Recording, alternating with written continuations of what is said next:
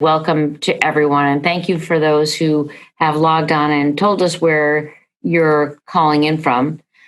Just to let you know, for anyone who's living under a rock and hasn't been on Zoom, we have you on mute right now, but we really welcome questions. So as I said earlier, put any questions that you have through the Q&A box at the bottom of the screen. After John's presentation, I'll come back and we will conduct a Q&A section with John, and we'll be able to answer all of your questions. This Zoom event space is new to us, so any suggestions you have on how we can improve, I would definitely love to hear. Throw those in the Q&A box too. And if you have any ideas or what you'd like to hear, I'd love to hear about that. Okay. So I'm thrilled to have John Leland. I first ran into him a few years ago through his book and asked him to come and speak for us when we were opening up Riverwoods Durham. He's the Metro reporter for the New York Times and author of the national bestseller, Happiness is a Choice You Make, Lessons from a Year Among the Oldest Old. This was a concept that started out as a series of columns that John did, and then became a book. And this has been a very transformative work for a lot of folks. I encourage you to go out and get the book, and he's going to give us a little bit of a background on that. He's also the author of HIP, The History, which is an insightful chronicle of cool, according to Esquire, and Why Kerouac Matters, The Lessons of On the Road, and formerly a senior editor at Newsweek. So thank you so much, John, for joining us. Thanks, Kathleen, and thanks to everybody. Yeah, it's great to have you here. I'm VP of Marketing for the Riverwoods Group, which is Northern New England's largest family of nonprofit continuing care retirement communities. And if we go to the next slide, we are a little family of CCRCs in New Hampshire. We have 3 buildings in Exeter, New Hampshire. Riverwoods Exeter is our flagship community. We have a CCRC in Manchester, New Hampshire called Birch Hill, and just opened our newest campus, Riverwoods Durham, November of last year in Durham, New Hampshire. A CCRC, for those of you who don't understand it, is a really unique concept, and it's kind of coming of age right now. It looks like a very nice over 55 community, but it's actually an insurance product. So when you move to a CCRC, we guarantee to provide your housing and nursing needs for the rest of your life, which is really a smart choice. Our contracts are regulated within the state by the Department of Insurance. We report financial performance to the state annually.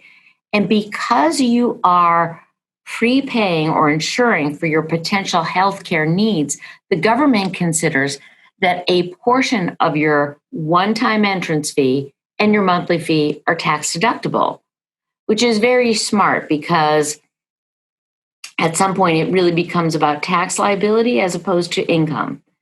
So people misunderstand what a CCRC is, but it's also a lifestyle choice. So you come to a CCRC when you are independent and you need no help.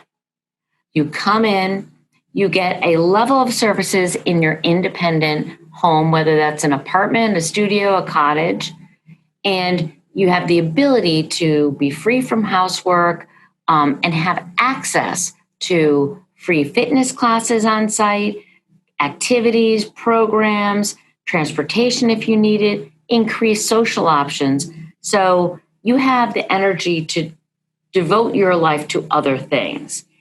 But the most important thing is that you have stayed in control of the choices in your life. And what do I mean by that?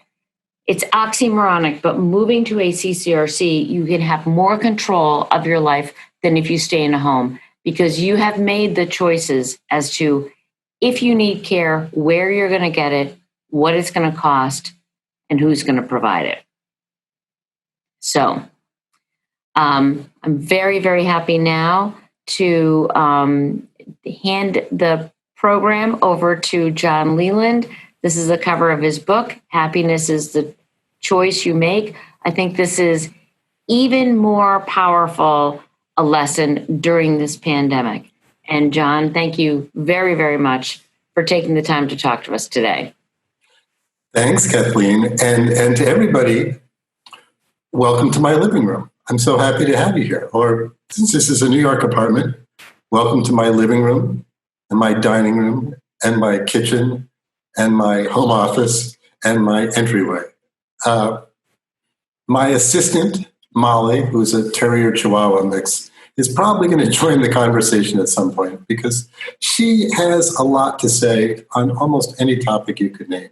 And she'll just jump in whenever she's ready. That said, let's start by saying it's a pretty strange time to come together to talk about happiness. And especially to talk about the idea that we can choose happiness. But, in the same way that there's things we can do to protect ourselves from the virus, there's things we can do to protect ourselves from the blues and the stresses that we're all feeling now in this pandemic. And what I'm going to do this morning is just to point out 6 of them that you can incorporate into your daily life. I call them practices. They're not really rules or secrets. They're practices. They're just little steps you can do that don't take a lot of work or time, that can counter some of the other stuff that's coming at you right now. And by repeating them, by doing them regularly, they become habits, right? So practice to repetition to habit. And once they're habits, we don't even need to think about them anymore. They just come to us and they don't take any effort. They come automatically. And they're really useful any time of our lives. But I would say they're especially useful now during the pandemic. Because the pandemic, it takes a lot away from us, including our sense of being in control. Life does that. We know that. But these practices help us regain some of that sense of control over the things that we can control or those that we can influence, and accept the ones that we can't. And I learned them by doing something that people did for centuries, but we kind of moved away from it. In my work as a reporter at the New York Times, I spent a year listening to 6 people over the age of 85 to talk about what their lives were like. Because it turned out that they'd lived long enough to know something about life and know something that I didn't. And the 6-step practices that I'm going to talk about are easy to do. The hard part, a lot of the time, is just remembering to do them. So it's a lot of ground to cover, but just before we get going, I would just ask everybody, just take a deep breath. Just take it in, let it out slowly. If you can, raise your hands above your heads. Just one more breath. This is going to be it. And let them down and let the stretch out. And we can do that anytime during the day when we feel like our thoughts need to be interrupted a little bit. This is not one of the 6 practices I'm talking about, by the way. This is just a little amuse. And one more thing. If you would just, on the same line, just close your eyes for a second. Close your eyes and think hard about one thing that you're grateful for in your life right now. It can be something really, really small, or it can be something major. Just one thing that you're grateful for. It can't even be just that deep breath. Everybody can do that, right? So open your eyes now. There's a professor at the University of California at Davis who's been asking groups to do that for a couple of decades, and he's done it with college students. He's done it with seniors. He's done it with quadriplegics.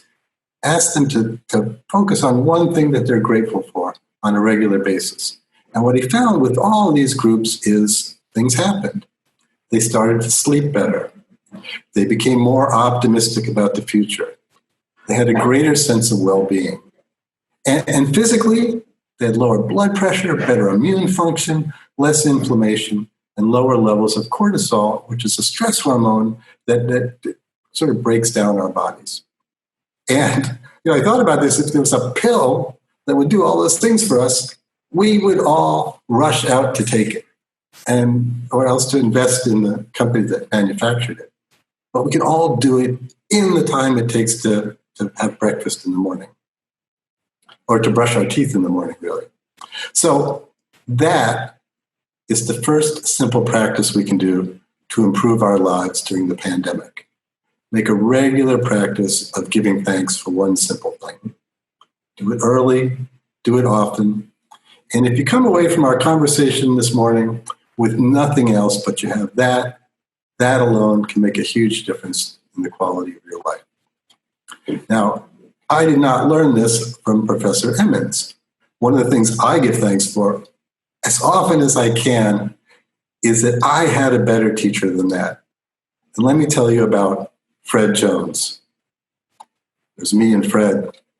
I met Fred in the beginning of 2015 when I set out to write this series in the New York Times. And Fred was 87 at the time. He was living alone in a walk-up apartment in Brooklyn, up 2 flights of stairs. And he was in the process of losing 2 toes to gangrene. His closest daughter was dying, stage 4 breast cancer. So Fred checked all the boxes when we think about most of the stuff we read about old age, right? He had limited mobility, poor health, he was becoming socially isolated. And so just to get a benchmark on, the entirety of Fred's life, I said, what was the happiest period of your life? And I bet everybody on this call knows exactly what Fred said, right? Just think about it. Fred said, right now. Well, Fred was a player. Fred had 6 kids by 4 different women, and he was always telling a dirty joke or trying to sing like Billy Eckstine or talking about the flashy suits he used to wear to go dancing at the Savoy Ballroom back in the day. One of my first visits to Fred, we went to the supermarket, and he cruised the cashiers to see who was the prettiest before checking out. What Fred liked to say is that he was a bon vivant, and he never pronounced it the same way twice. And he was always after me to fix him up with one of those real fine chicks that he was sure that I knew, because I, too, must be a bon vivant. So Fred was a lot of fun, but he also had that lesson for me, and it was the simplest of his lessons and the most important. He did what we did just a minute ago. He said, my favorite part of the day is waking up in the morning and saying, thank God for another day, on my way to 110. Well, that was amazing to me because this broken down man, he had such problems. And he was so happy in his life and he wanted another 20 years ago. And I didn't quite get that. But as I spent time with him, I realized that it was that regular practice of gratitude, of giving thanks for another day. And that was just how he kept the blues away. Remember, I said it didn't have to be anything complicated to give thanks for. Another day, another breath. That's how Fred did it. And as hard as his life was, and it was pretty hard, there were some real challenges in it, he was happier than almost anybody I knew just because of this daily practice of gratitude. So, how do you improve your life right now? How do you keep away the stresses of the pandemic? Just by doing what we did a few minutes ago, giving thanks for something. It doesn't make the pandemic go away. It doesn't solve all your problems. That bill that's piling up, it's not going to pay that for you. But it'll remind you that there's so many other things in your life that are just as important and just as central to it, and probably more so. It's easy to do. Easy to do. Hard to remember. I know I don't always remember it. Fred did. But, maybe Fred was just an outlier. That's what I thought. In the same way that some people are, phenomenal athletes, maybe Fred was just an off-the-charts happiness person. But as I started to do a little research on this, I realized that there's a body of research that sociologists call the paradox of aging.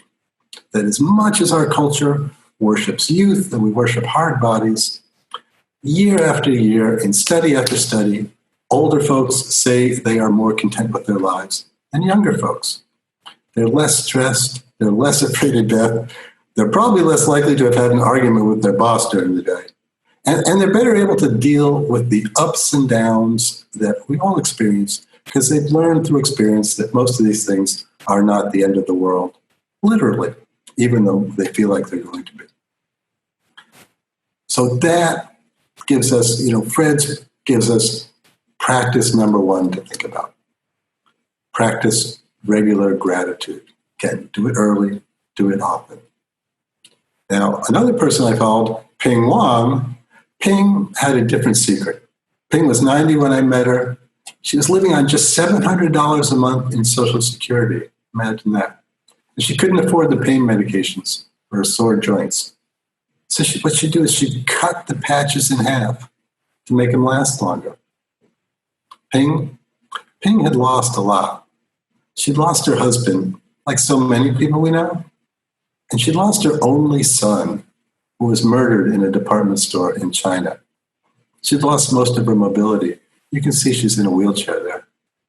And it would be easy to look at Ping's life and see it as an accumulation of loss, because that's the story that so often is the one we tell about aging, that it's about what we lose. But that's not how Ping told her story. Instead, Ping played mahjong every day with the same three women in her building. And when she defined her life that way, told her story that way, as an ongoing game of mahjong with close friends and occasional interruptions for health issues, instead of telling it the other way around, that it's about the health issues with mahjong sandwiched between them, it made all the difference in the world. And she couldn't get over how much more comfortable she was now than when she was younger. And she had work and family and bills piling up and no time to call her own. So, for all the things that Ping had lost, she said, I never think about the things I can't reach. I know my time is limited, so the only thing I have to do is enjoy myself. Like mahjong, I will do it until my last day. So that's the second practice we can all do to sort of protect us from the stresses of this pandemic. Make it a point to define our lives by the things we can still do, not by what we've lost. Because we're all going to have losses all of our lives. Life is like that. But especially now we have losses. We can't do things we'd like to do. But Ping's example tells us this, that whatever losses we have, whatever hardships or setbacks, whatever our age, we have an active say in what role we give them in our lives, the way we tell the story. Whether we make them the foreground, the most important part of the story, or just things that are going on in the background, adding spice to life. Because it's up to us how we want to tell our stories, whether they're tales of setback or tales of resilience. Because, we all experience both of those things pretty much every day. And Ping was the master at finding those little moments of joy or triumph, even if it was just enjoying her plants or appreciating this apartment that she had found for herself. Here's how she put it. She said, when you're old, you have to make yourself happy. Otherwise, you get older. That's the fountain of youth, right? You have to make yourself happy. Otherwise, you get older. In other words, happiness is a choice you make. It's not the circumstances around us. It's not that new kitchen you want or that dog. It is the choice we make to tell our stories in a certain way as tales of happiness. Now, Ping lived that choice when it would have been easy to focus on all her reasons to be unhappy. And you think about that. We know so many people whose lives look wonderfully comfortable and they're miserable, and people whose lives look kind of miserable and they're quite happy. And what's the difference? Often it's the difference in the way they tell their stories of their lives to themselves and also to others. So that's two practices we can use now to fortify ourselves during this pandemic. Practice gratitude and live for what you can do, not for what you've lost. And I could quit now, but then I wouldn't get to tell you about Helen Moses. And Helen added a third practice, which is to measure your life by how useful you are to other people. Because chances are that you benefit from it at least as much as they do. Now, Helen found the second love of her life in a nursing home in the Bronx with Howie Zeimer, who's there right there with her, next to her. And their on again, off again wedding plans against powerful resistance from Helen's extremely formidable daughter were the best running soap opera that I can think of for years on years. Helen is loud and she's brassy and she's beautiful. And she was always in a fight with someone or other at the nursing home. But she claimed that she and Howie had never had an argument. And that seemed a little bit fishy to me. So I said, what's the secret? She says, you want to know why? Because whatever I say goes. Right, Howie? Yes, it does. Wait till I get you home. Now, Howie is actually 21 years younger than Helen, but he had a severe brain injury that made him a lot slower than she was. And their conversations would sometimes kind of drift off the rails. And Howie would say, you're the one woman in my lifetime. I mean it very sincerely. And Helen would say, with impeccable timing, I can't hear you, but it better be good. So, given this, I sometimes wondered, what was Helen getting out of this relationship? Because certainly Howie adored her, but he used up a lot of her energy, and he wasn't able to give her much back. But as I spent time with them, just sitting and listening and watching, I realized that what Howie gave her was that he needed her. And all his disabilities just meant that he'd need her more.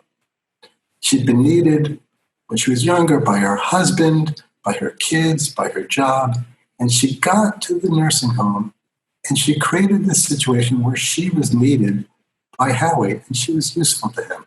She said, I take care of him because he's an only child and he had nobody. And then when his mother and father died, he really had nobody except me. I try to be everything to him. I think that I am.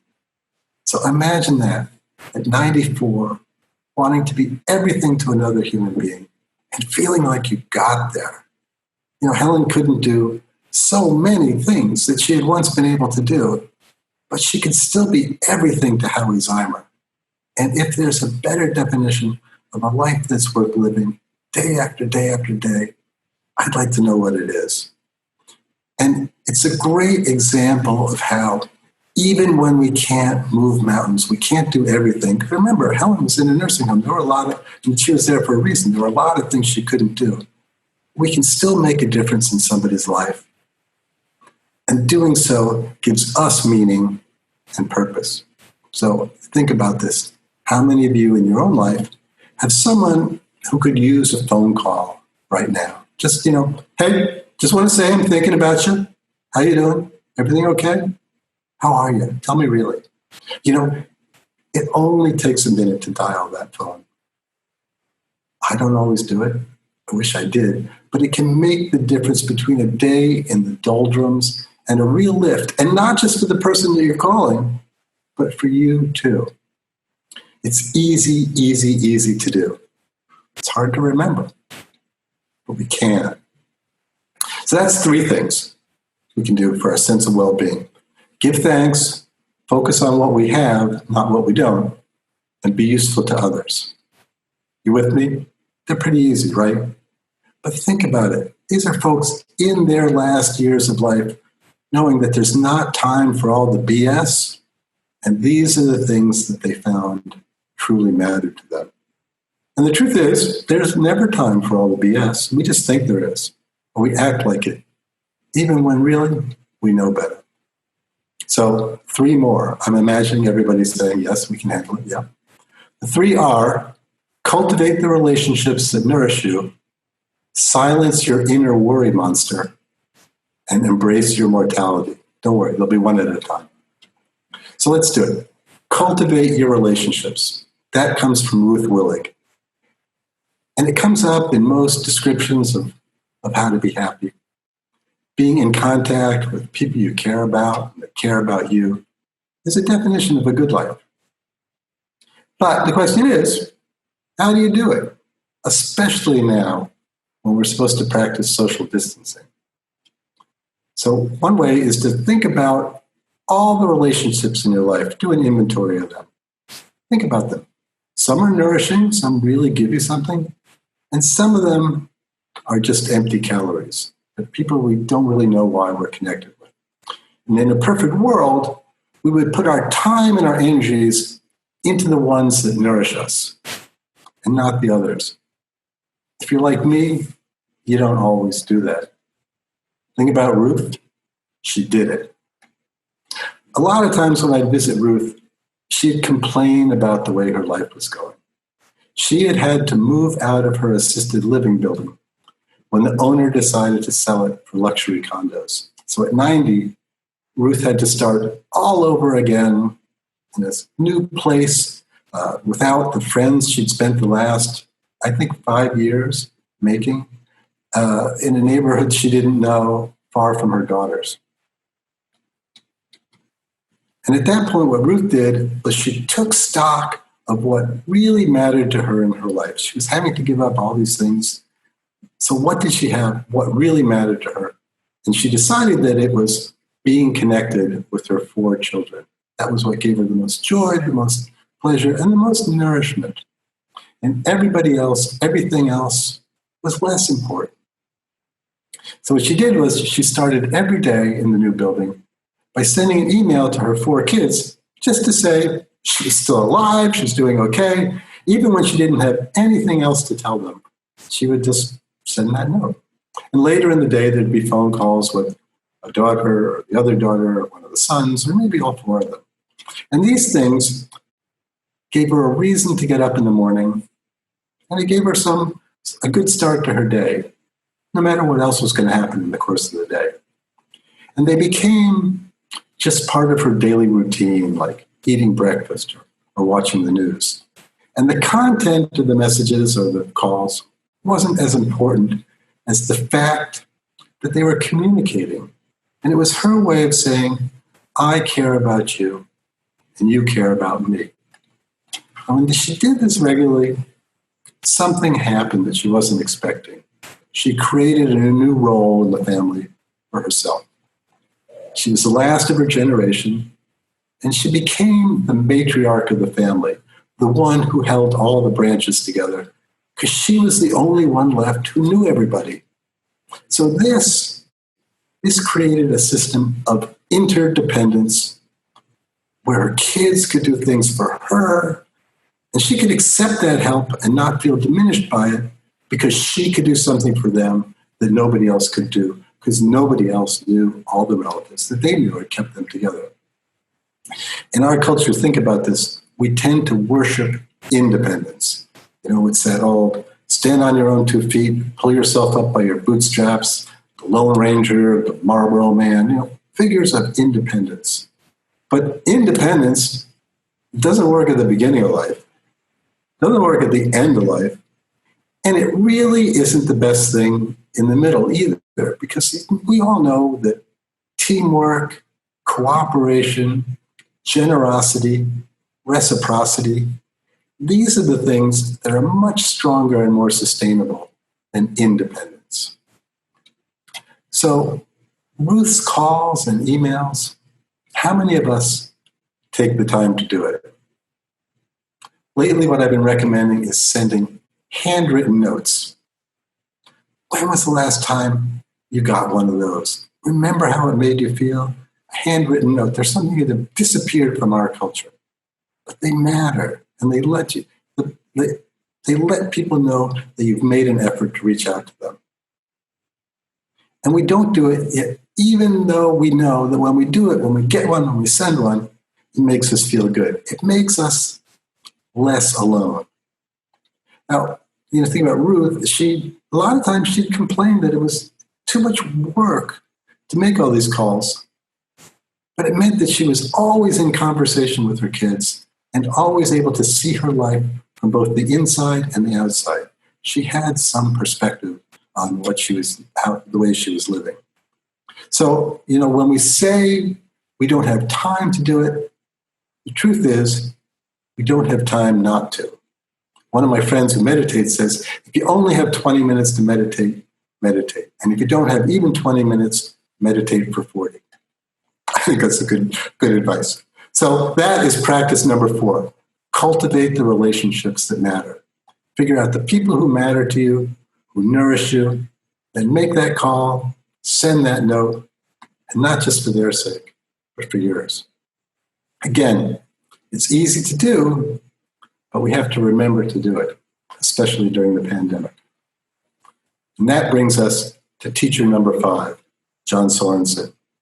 We're almost there, but this is a hard one. Embrace the fact that, sorry to say, you won't live forever, right? Sounds obvious, right? But think of all the days we squander, all the hours we waste, because we act like the supply is infinite. When I met John, he was losing his eyesight and the use of his hands, and he really, really, really missed his partner of 60 years, Walter, who had died a few years earlier. A lot of times when I saw John, he'd tell me he wanted to die. And for a long time, I thought, wow, John is really depressed. But he was, like a lot of us, more complicated than that. And John loved to talk. And talking always got him in a good mood, including talking about wanting to die. So I'd say to John, well, you seem like you're in a pretty good mood now. Do you really wish you were dead right now? And say, well, no, because we're having this conversation. Okay, well, I'm going to leave in a couple hours. You want to die then? Well, no, because Anne is coming on Tuesday. Anne was Walter's niece, was his main caregiver. And there's the Metropolitan Opera broadcast on Saturday with that new soprano. I don't want to miss that.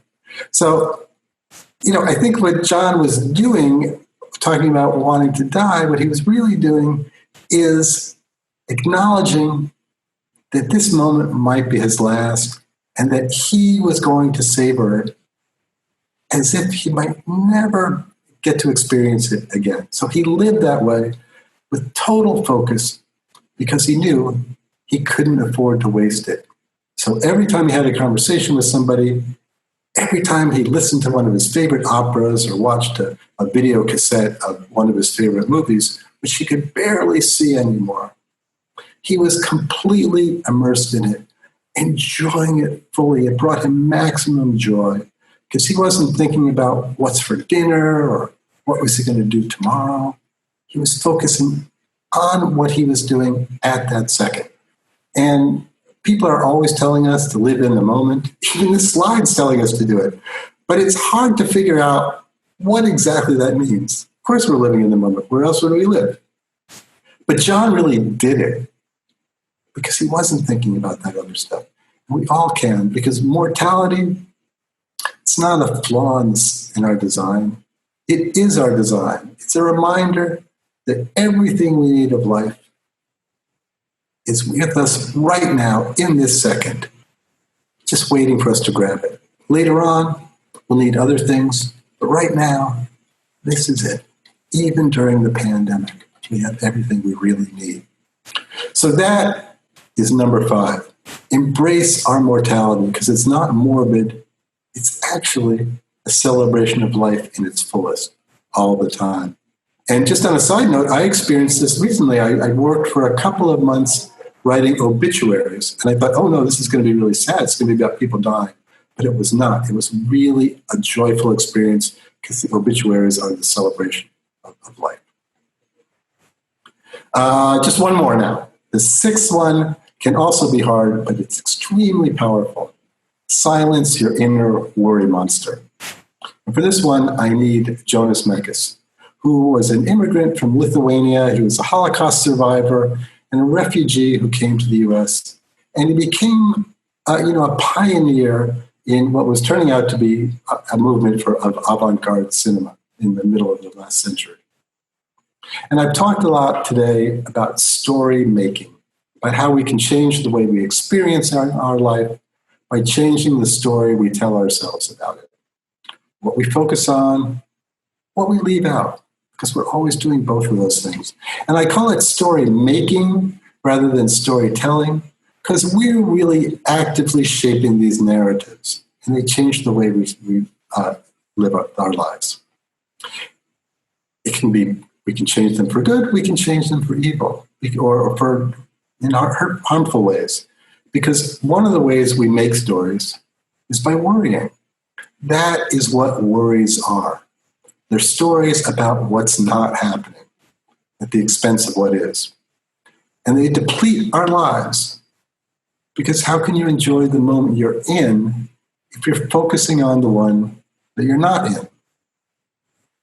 Jonas was a master story maker. He was a filmmaker, after all. That's what he did, and also a poet and a writer.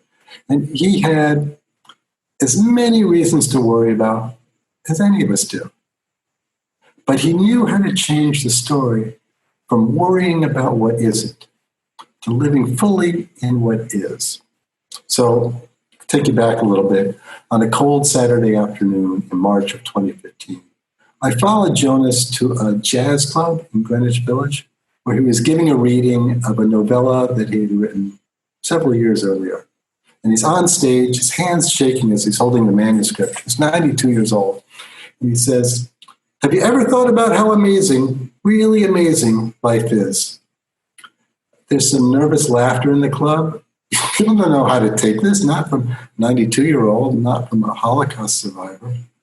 I'm in the back at a table of Lithuanian opera singers. I'm 55 years old, in the middle of a divorce. I hear Jonas and I ask myself, have I ever thought about life this way? Sure, probably a couple times over the years. But I realized that that's how Jonas thought about life all the time, because that was the story he made for himself. So that's our challenge today. The last one, how do we train our brains to think about how amazing, really amazing life is, and to think about it all the time? Well, Jonas did not get there by an easy route. When he was a teenager in Lithuania, the Soviet army, Joseph Stalin's Soviet army, invaded the country and turned his life upside down. And the next year, the Nazis came, and Jonas ended up in a series of Nazi slave labor camps. Not death camps because they weren't Jewish, but slave labor camps. And still, the last time he made a movie, in the title of it, he calls himself a happy man. And I asked him, Jonas, after experiencing all the horrors, all the evil that human beings are capable of in Nazi Germany and under the Joseph Stalin's Soviet army, how can you call yourself happy? And Jonas said, it's normal. It's not normal not to sing, not to dance, not to cultivate poetry and the saints, not to be interested in matters of spirit. I am a very, very normal case, and I'm happy. Happiness is a normal state. So I love that. Happiness is a normal state because it means it's all the things that we create or we imagine and pile on top of it or give too much credit to, that give too much importance to, and that we pile on top of it that keeps us from getting there. And one of these things we do is worry. We all do it. It's talking about what isn't. And maybe you're worrying now about something. So let's think about what happens when you're worrying. Say you're worrying now. You're comfortable in your home, I hope. Maybe you're with a loved one. Temperature is pretty good. We're not exposed to the elements. There's food, water if you need it, I'm assuming. That's what's actually happening. But your mind and your energy are somewhere else. They're on the election or the weather forecast or the snow that's predicted in New England on Friday. And we all know from experience that most of the things we worry about never happen. And yet we experience them anyway through worry. That's what the worry monster does. And if you can bring your mind back to what's actually happening, not what isn't happening, you can silence the worry monster. And here's how Jonas put it. I was talking to him, he said, aren't you worried about something? And Jonas said, I never worry. I'll start to worry when something happens. Why worry when it's not happening? And then why worry when it happens? You deal with it. You waste time worrying, and it may never happen what you think. Nothing is hopeless. I don't even know what it means, hopeless. So that's what we can do. When we have things that we're worrying about, we say, is this happening, or is this just something that might happen? It doesn't mean we ignore the threats that are coming in the future, but let's just say, oh, that exists, that's interesting, but it hasn't happened yet. I'll do what I need to protect myself from it, but I'm not going to live it right now. When it does happen, I can deal with it. So these are the 6 practices that I learned just by listening to my elders, as people did for centuries and centuries before they decided for some reason it was better to listen to Google. Give thanks, live for what you can do, not for what you can't. Be useful to others, nurture the relationships in your life that matter. Embrace your mortality and silence the inner worry monster. Probably, you're doing some of these already, maybe even all of them. They're all helpful, especially in these trying times. When you think about it, really, they were all formed in adversity, in the challenges of a long life. And they lasted for centuries for a reason. They work. Try them. Don't take my word for it. Take Fred's and Ping's and Helen's and Ruth's and John's and Jonas's. That, my friends, is nearly 600 years of experience and wisdom put together. It's not the whole answer to the puzzle that is this life, but it'll do until that whole answer comes along.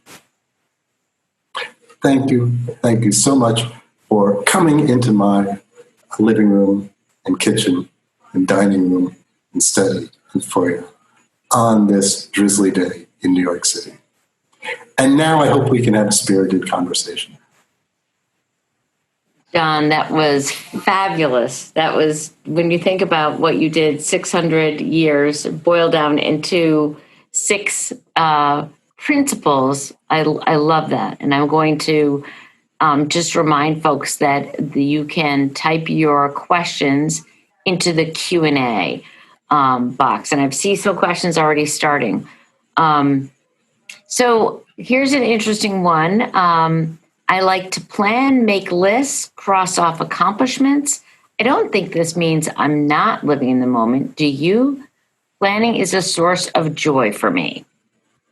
So respond to that. For all those people who like to check off the list. I think what you're doing when you're doing that is not worrying. It's not the sort of deleterious things that we can do. It is understanding that when you put something on a list and you check it off, you are fully in that moment. I love the to-do list. I don't always do so, but it's a focus of our energy on the things that are important to us. Mm-hmm. And a certain amount of planning are essential. Otherwise, if we really lived entirely only in the moment, we wouldn't pay our rent because, who cares what's going to happen in a month? We do have to do a certain amount of planning. But what we want to do is not send all of our energy out into this unknown future and just get caught up in things that we have no bearing on, and take control of the things that we do and really appreciate that. The joy of scratching something off the to-do list is one of the great satisfactions in life, I think. That is absolutely true. I've got a lot of compliments here in the Q&A section. Some folks are going to buy the book. One interesting question is, do you have to give thanks for something different every day, or does giving thanks for the same thing work in terms of being thankful? Well, let's consult the master on this. What Fred did was give thanks every day for another day. It was just that. It's not the content of our gratitude that matters. It's the act of giving thanks, recognizing that there are things in our lives that are really, really valuable, and that it steers us away from worrying about our problems or thinking that our lives are only our problems. How do we interrupt that fugue state that kind of attacks everybody at times? We get lost in these, spirals of worry. I'm never going to be able to pay that bill. I'm never going to be able to do this. But we can put that off for a moment and just think, I woke up this morning and I have my health. I can still do this. I maybe can't get around the way I used to do, but look what I can do.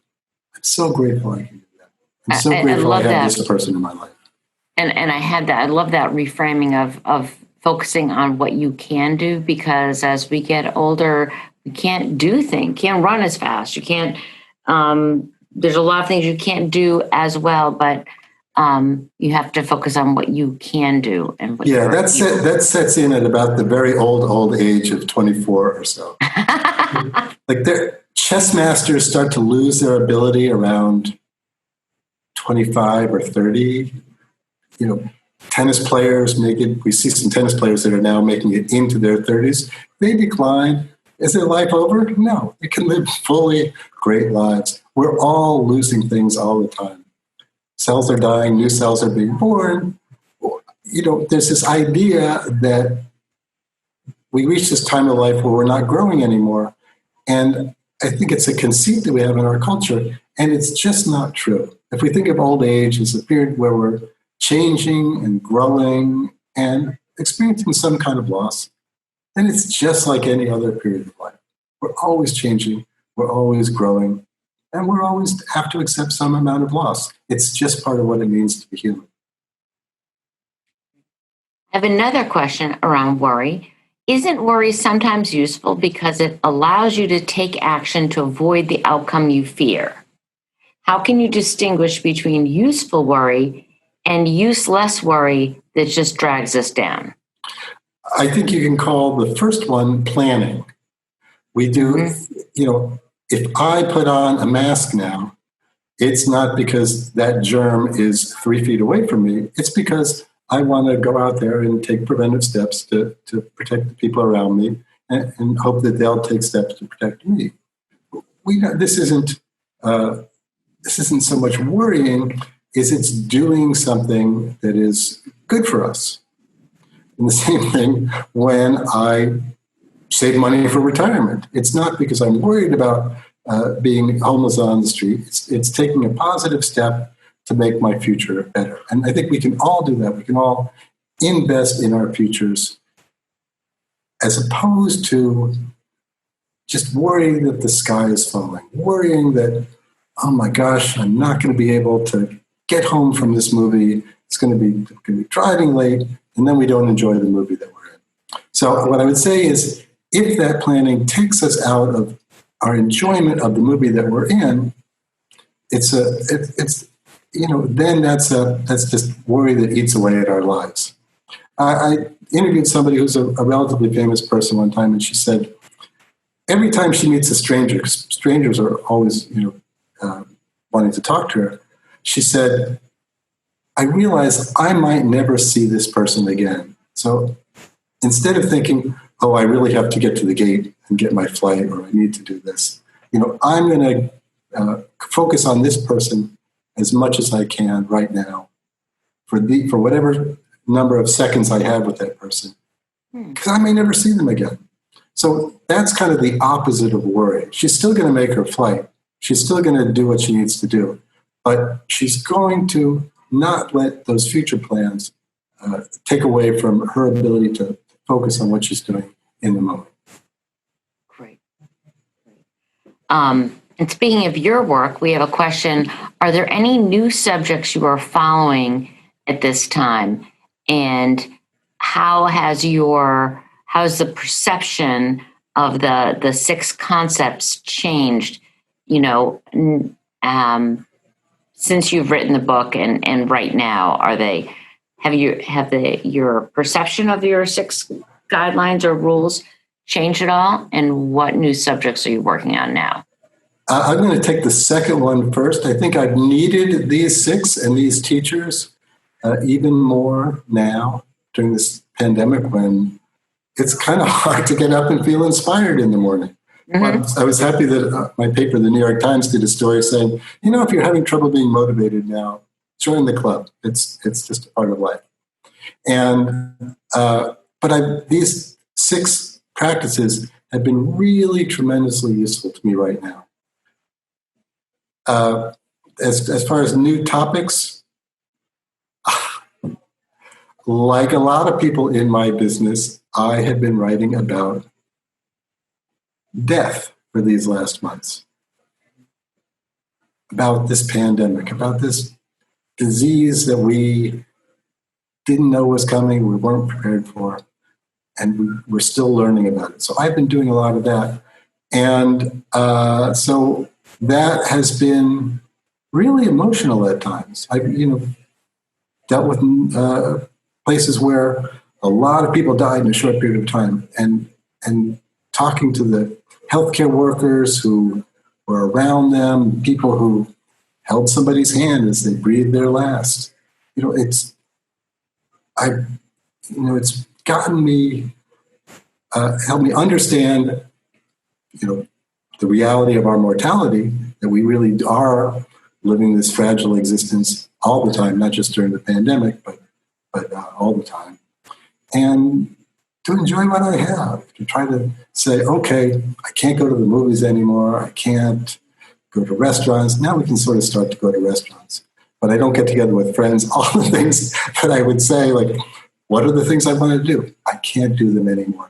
So it's been an opportunity to rethink, well, what really matters? What can't I live without?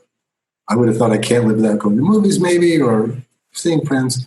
It turns out I can live without going to movies. I can find other ways to see my friends, or see them outdoors, or see them through a media like this. So it's been an opportunity for me to rethink my priorities and also dig a little deeper into my practice.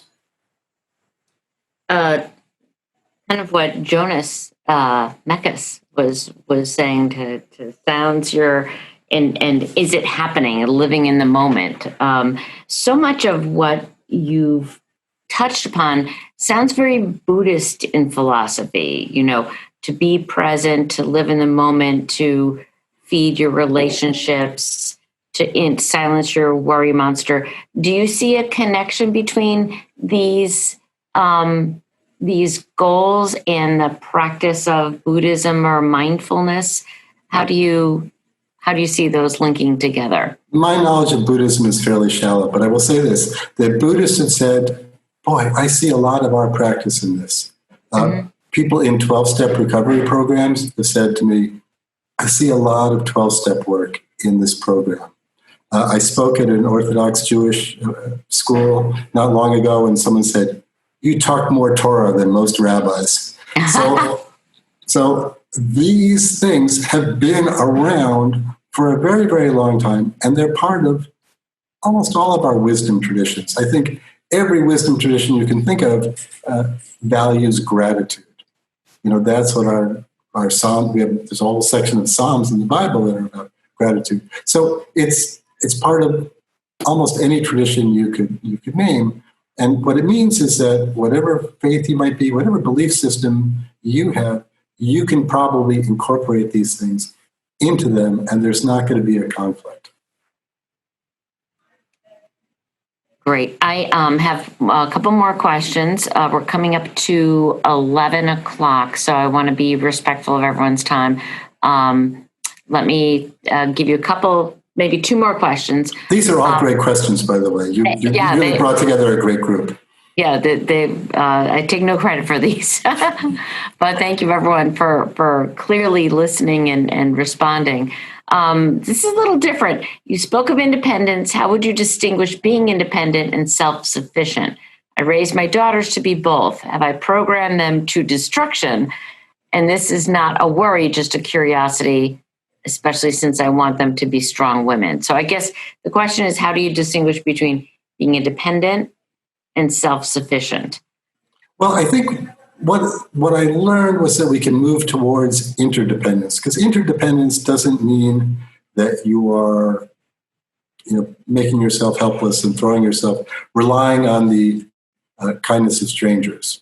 Interdependence means that you are developing your resources and making yourself useful to other people and not feeling diminished when other people are useful to you. And I think this is especially true of older folks. We're often taught that we are somehow diminished if we need help doing some of the things we used to be able to do previously. Mm-hmm. But if we can change that formula to think, well, I do need help with this, but in exchange, I am doing these things for other people, doing these things for the universe, then we're not diminished when we accept that help. And I would say for your daughters, they need to both have that spirit of independence, but also to let other people in. You have to be able to. We're all weak at things. We all need to be weak sometimes. We all need to accept help when we need it.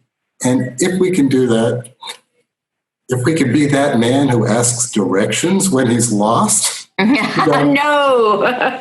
It's hard. I know I've thrown out some challenges to people, but if we can do that, we can get where we're going. Yeah. Rather than, tough it out. We don't always have to tough it out. That is not the acme of virtue. Okay. And I have one last question, and this connects to what you just said, and it connects to the kind of family relationships and around energy. No one is perfect and no relationship is perfect. How much imperfection or annoyance do you tolerate in a relationship before you decide to end that relationship? How draining does a relationship have to be before it's just not worth it anymore? I think this is talking about all sorts of relationships and not just romantic relationships. Oh, yeah, absolutely. I think it's family, all kinds of relationships. This has been a very vexing question for me personally in recent years. I had finally, inspired by some of my older folks that I was following, I decided that there was a relationship in my life with one of my relatives that was just toxic. And every time I had contact with this person, it just brought me down and got me irritated. And what I was going to do is I'm just going to cut this person off. I just kind of had it. And they did the most horrible thing in the world was they started acting, in a much more human and less bigoted way. And I'm like, okay, now I have to reroute myself and let this person back into my life. Interesting. But I don't think there's any reason to shut the door on people really, really quickly. But just to think about your time. And there was a book not too long ago that suggested that we draw circles. If you had a week left in your life, who would be the people you would want to be around? Who would be the people you wanted around you? And put them in a circle. That's the important people. You're going to put your time into those people because maybe you do have a week left and you just don't know it. You haven't gotten the memo yet. But there are other people that if you had infinite time, you'd want to spend time with them. And so there are people you'll spend time with casually. And then there's people that they just bring you down. And at a certain point, I think it is okay to sort of tell them, I really can't have you in my life anymore because it just brings me down. And with any luck, they'll say, well, what is it about me that is bringing you down? And you'll say, well, because you always do this. And if they're really a meaningful friend, they will stop to doing that, around you at least. And if they're not willing to do that, to at least address that situation, then I think it is okay to walk away.